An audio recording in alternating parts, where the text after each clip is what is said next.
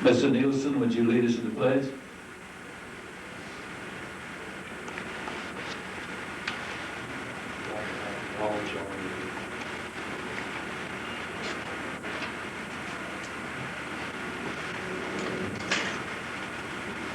I pledge allegiance to the flag of the United States of America and to the republic for which it stands, one nation, under God, indivisible, with liberty and justice for all.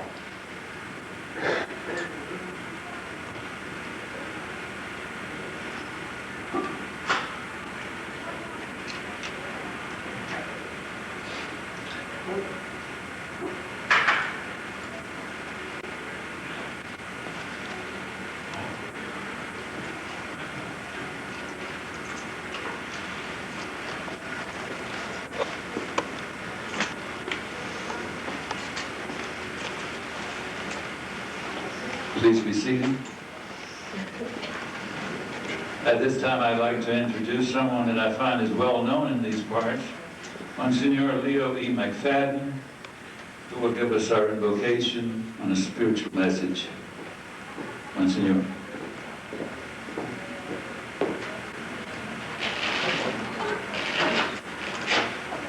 Thank you very kindly, my friend.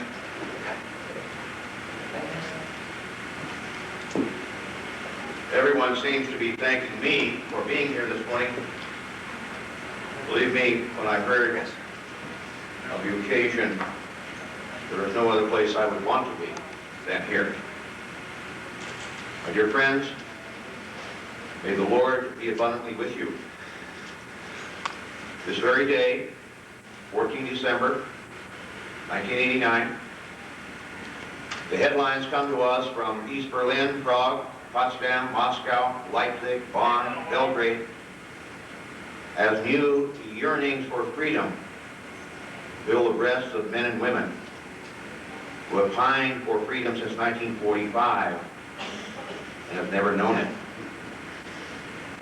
How they will handle it is anyone's guess, but please God, they will struggle toward it and find it and affirm it in time, just as our founding fathers at first grappled with and then asserted the freedom that we have always known, most of us have known, and sadly, some of you for a long period of time were deprived of it. Nevertheless, today, freedom is ours. But 45 years ago, on this very day, there were more dire headlines. And many of you here know it firsthand. Corregidor, Malenta Hill, the peninsula of Zamboanga, Luzon, Panay, Cebu, the archipelago of Sula, and Palawan Island. Some of you remember the horrors of it, and some of us just know of it through reading. But today, everyone knows of Palawan. The figures vary, perhaps 125, perhaps 140, murdered by a cruel death of incendiation. The flames are long since extinguished, perhaps, but in the hearts of many of you who did this atrocious thing, get on and recall from the Old Testament book of Sirach that the souls of the just are in the hand of God, and no torment now shall ever touch them. We must never forget the scalded ones of Palawan, but we must also remember that according to the prophet, they are to dart about as sparks through stubble, and they shall shine as the morning dew. That is the way we are to remember them, shining eternally. And for those of the bent of the New Testament, we conclude on this positive note. Jesus said to the crowd, "It is not to do my own will that I have come down from heaven, but to do the will of him who sent me. And it is the will of him who sent me that I should lose nothing of what he has given me. Indeed, anyone who looks upon the Son of Man and believes in him, them, the victims of Palawan, I will raise up to eternal glory." Thank you for your precious time.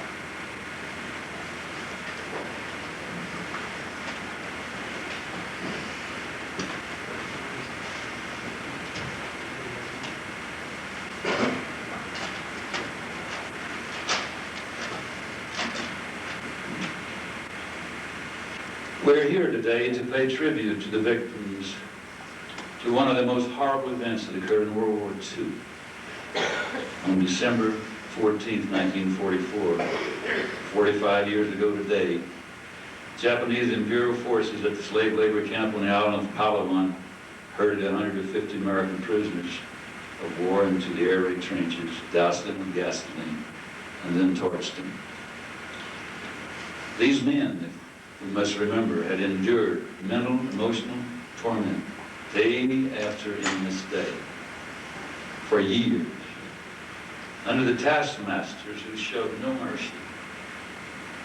They endured the toil, the beatings, the hunger, the executions of friends, while still clinging to the hope of eventual liberation and freedom.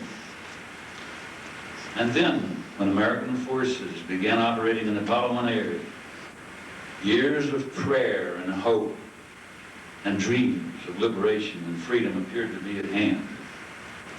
I want you just to imagine how these men must have felt at this time of excitement and anticipation. After years living in a hell that defied description, liberation appeared to be at hand, but as we all know, that was not to be the case. Thank God that some of these prisoners were able to run from the trenches with their clothes and bodies on fire and grab onto Japanese guards, causing death and confusion among those guards who had been set up with their machine guns. And during this confusion, 11 prisoners managed to escape the massacre with the help of friendly Filipinos who helped them along. They eluded the Japanese search parties. And these escapees eventually made contact with the American forces and gave eyewitness accounts of this massacre. I just found out today that Sergeant Bogue is with us. He's one of the 3 who managed to escape is with us today. What can we do to honor the memory of these men who suffered and sacrificed so much for their country? First, let us rise above the rage and hatred that we all have harbored in those days and since. Let us rise above it. Let us thank God that there were good and decent Filipino people who were willing to risk their lives by hiding these escapees and treating their wounds and assisting them in making their escape. Because if they had been caught, it would have meant quick death. It appears that there's a bamboo curtain now existing in Japan. This bamboo curtain, as I call it, has cast a dark shadow on the truth, concealing the ugly facts regarding the barbaric treatment suffered by these Allied prisoners. When I say Allied, I'm including all the English, the Dutch, the Americans, and the whole group. We cannot ignore or condone this inhumanity to man. Let us never forget. We may forgive, but let us never forget. Let us pray that these Palawan victims and countless others who fell victim to the Japanese barbaric behavior, let us pray that they now dwell in peace and harmony. I understand that we may have in our presence Senator Richard Bryan. Is he aboard? Is he here? I was told he might be here. I don't know how many of you people knew Barnes. He was a water tender second class. He was an A-Company in Palawan. And his sister and her husband is with us. Would you please stand so that we can recognize you? Thank you very much. Also, we have with us today a lady, a Philippine background, who has agreed to come and speak with us for a few moments. And I'll just say briefly that she's a lady that I feel very close to immediately when she came to see us yesterday.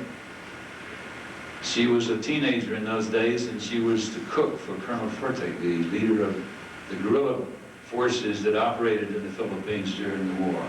Would you please come forward?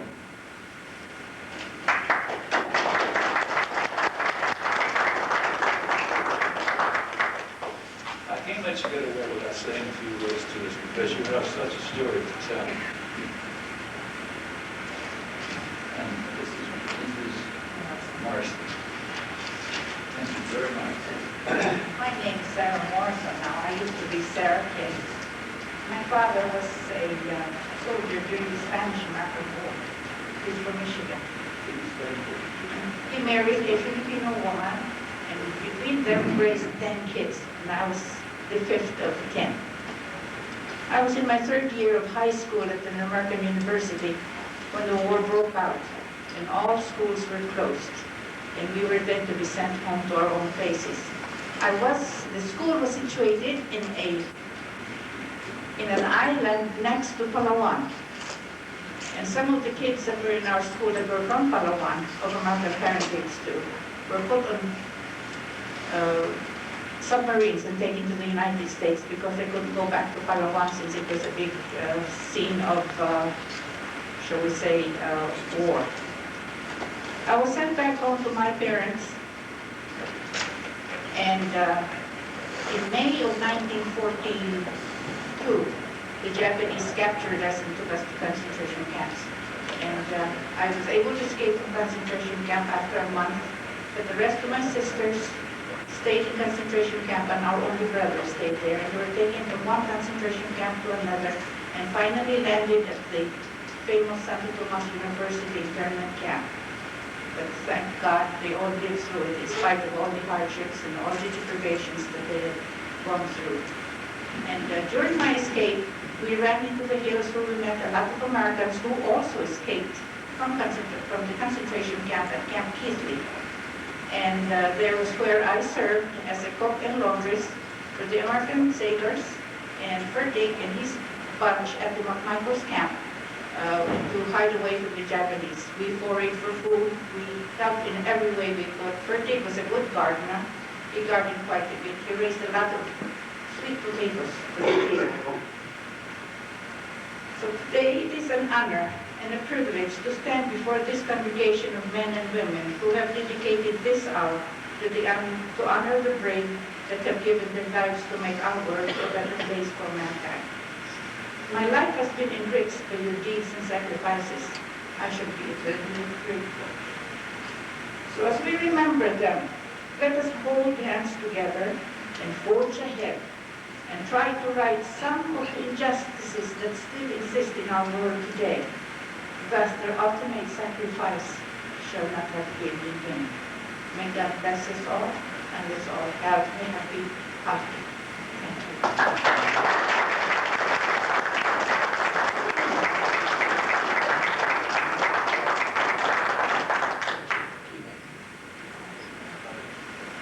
I have just been informed that the brother of Hubbard is here. Dick Hubbard?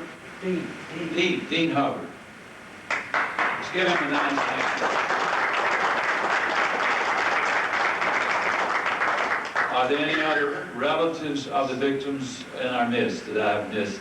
Anyone else here that is a relative of one of the victims of the massacre? I've also been informed that we're fortunate to have with us Senator Ryan. Is Senator Ryan here? Brian? I'm sorry, Senator Brian, would you please come forward and say a good word to our group? Give him a nice hand.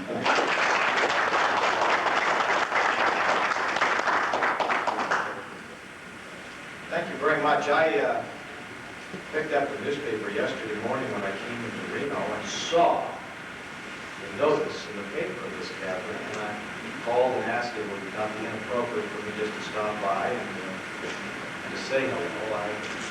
I was a youngster when all of these things occurred. I was in Washington, D.C. My father was just finishing up law school in December of 1941. We were a Nevada-based family, and in January of that year, less than a month later, we came back out to Las Vegas, which is my home. And I recall as a youngster, not with the kind of details that you do, of what a gripping experience this was in my formative years, the events that were unfolding in the Pacific. And I didn't fully understand the suffering and the sacrifice that was involved. But as I became older, my own educational experiences gave me some additional insight into the process. And you see my good friend Monsignor here, who also is from Las Vegas and has a couple of years of seniority and much greater rank as a Major General. I was a captain. That was as far as I got, as you know.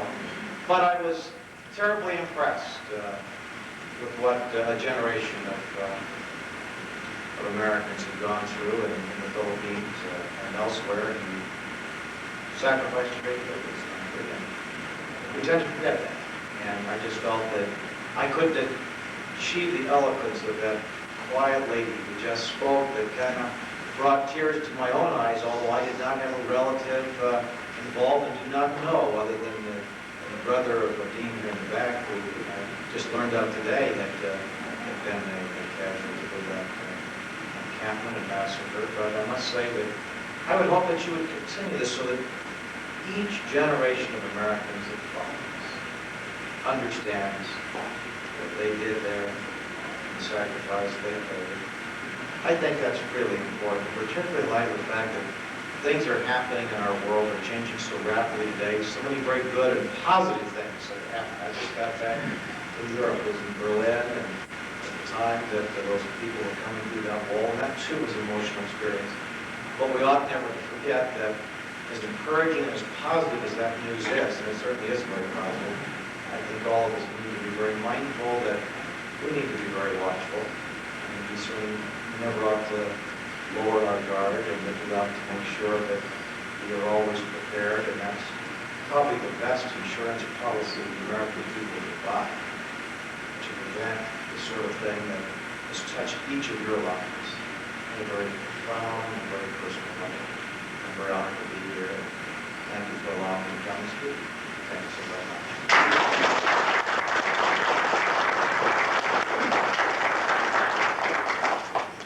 This microphone now stands open for anyone who would like to convey a message regarding a comrade or any aspect of the Palawan massacre. Anyone who would like to step forward and speak. The microphone is open. Please introduce yourself.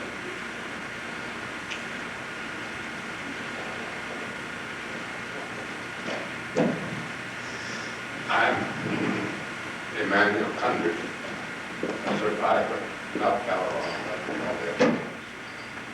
But in line with what the senator said, I'd just like to say, when I talk to younger people, I ask them, what do you know about the war? Oh, we know about the farm. Oh, that's all over the vegetables. Do you know about the 10,000 Americans that were murdered and starved? Very little. And therefore, I always thought, I want to see that these younger people get in the history books. Also, that we dropped it on the bomb, but I also wanted to know why we dropped it. And very few of them. Do you know about the bombing of Pearl Harbor? Well, very little. And that's where it goes. And I feel it's up to us to spread this word around. The these youngsters know about it, because this was all going on for years. Thank you.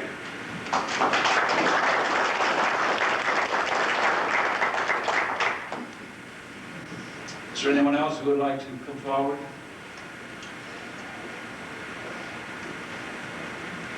Please introduce yourself. Hello, my name is Dean Hubbard, and I'm a resident of Reno. And I certainly want to appreciate you people coming to Reno. I was amazed when I read it in the paper, because I had two brothers in Palawan, as some of you know, Robert and Boyd Hubbard, and they were victims of the massacre.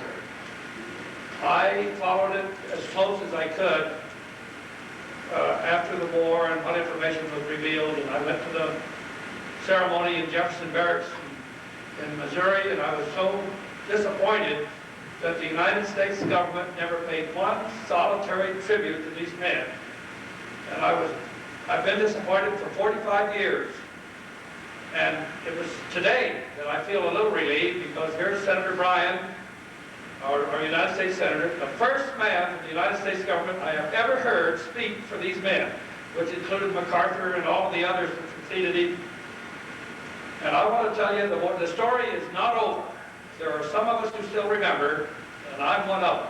And it's lucky that you people came to Reno, because I have so enjoyed seeing you here today. And I pledge to you, as I live and die, that I will do something, if I can, to remember that those boys, there were 123 unidentified men who were brought back to Jefferson Barracks, unidentified, of the 140, I think, that were killed. And that was a sham. It was a shame the way they were treated. And I wrote President Reagan a letter, and I never got an answer for 7 or 8 months. And that's the way it goes. They said, well, that was a political snafu. Well, the whole thing was. And I want to tell you that we are the people that are going to enforce this, and are going to insist that somebody acknowledges and recognizes what happened. I know you know it, and I know it, and I appreciate you being with me. Thank you.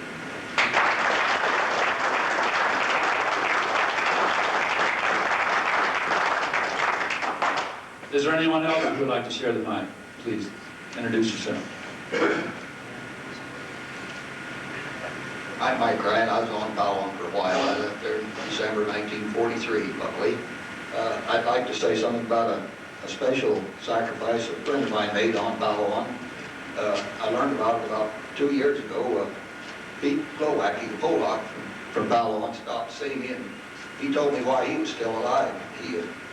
When they took the last 150 out, he was very near death. He was real sick, and Dr. Mango advised him to try to trade with somebody else.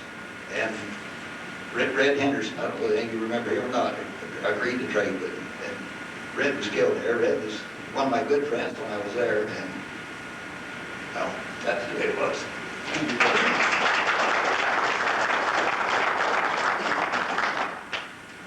For the benefit of anyone present who doesn't understand what we mean by moving out into details, it was a policy of the Imperial Japanese forces to move the prisoners. That was obviously had no intention of the prisoners being liberated. So they were moving them in what was known as hell ships, unmarked ships. And the Palawan details and the other details were slowly being cut back as these men were piled into these hell ships and transported to Japan. And that's what he was talking about, these details leaving Palawan. I won't go into any further detail, but is there anyone else who would like to share the mic? Anyone at all? That being the case, we will move forward. We have Mike Ryan will come forward now. We have something that he's going to read to you.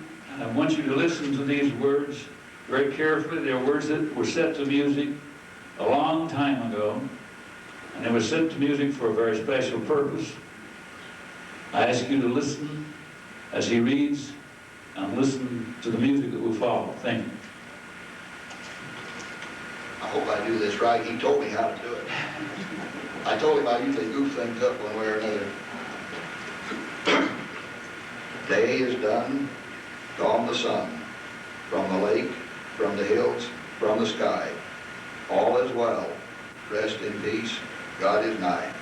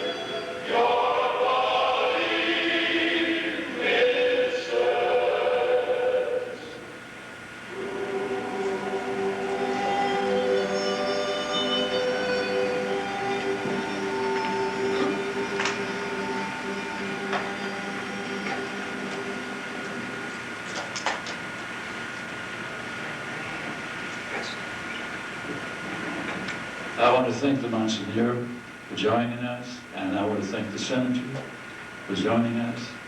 I want to thank you for being the wonderful people you are and permitting me to represent you in this way. I want to thank God that I was able to stand up in front of such wonderful people. At this time, I'm going to ask that we retire the college. Would you please rise?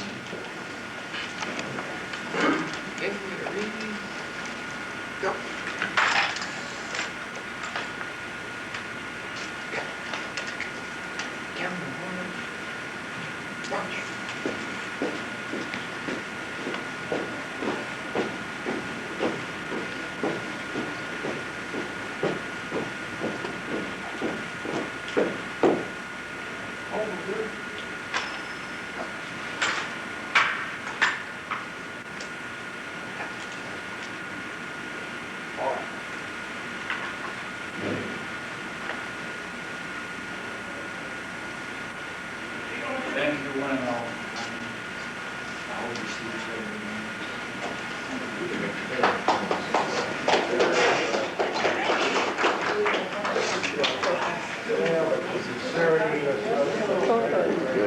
Good.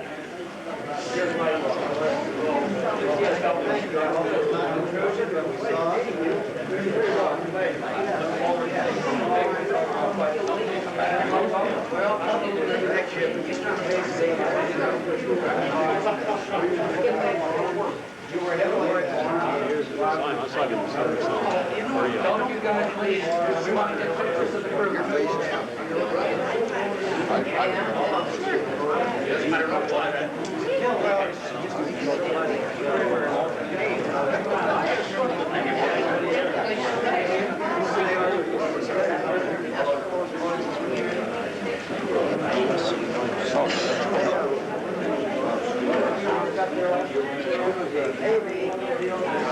That's not.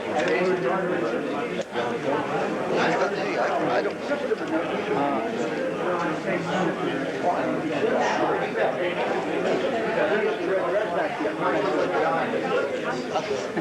You were asking about the center?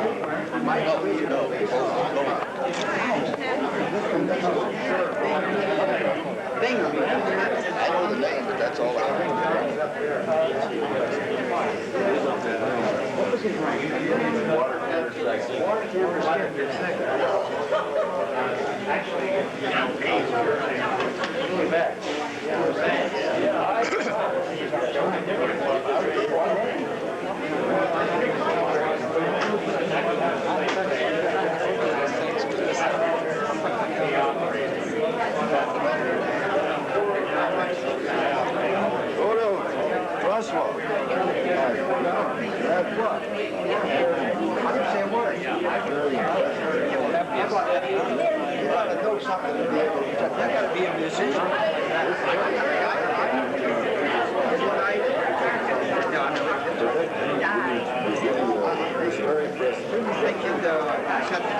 And then we went back to California for a couple of years because our daughter was not very active person high. And we stayed there for all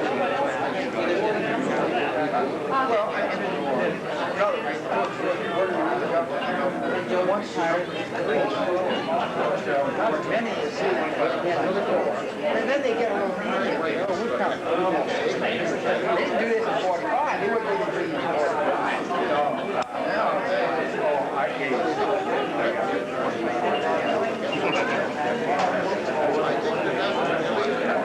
That's great. I'm glad. Well, yeah, but that's not the best. I have a lot of friends in Shut it down.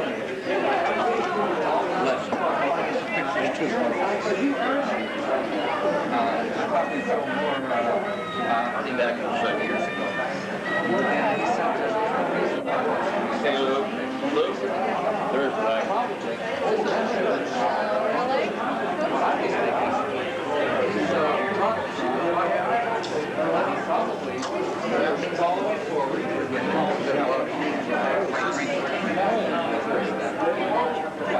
You want to know? Are you saying?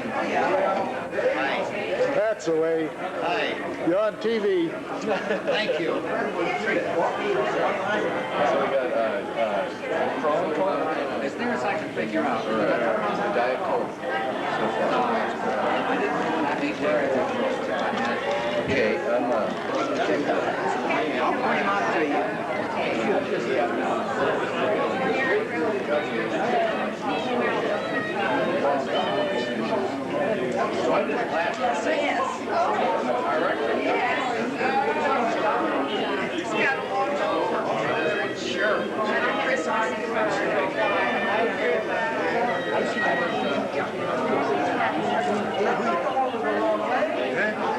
Senator?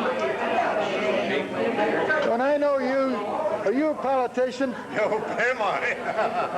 Am I a politician? Is that an 8 or VHS? No, Let me give you this. Something. You just made a comment, and I want to tell you. That's it. Get real stiff now. One of the nice things, of course, you could do with the other one too, is the fact that you can catch them this way. Oh, you can? Look at it. Oh, yeah.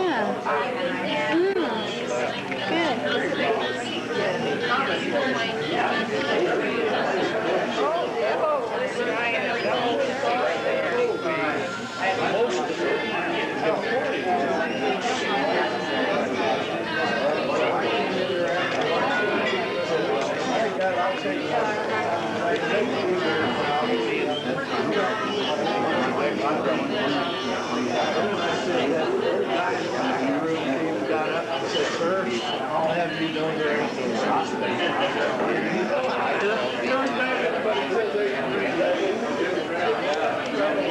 That's true. No. We are there forever. Yeah. I spent all my time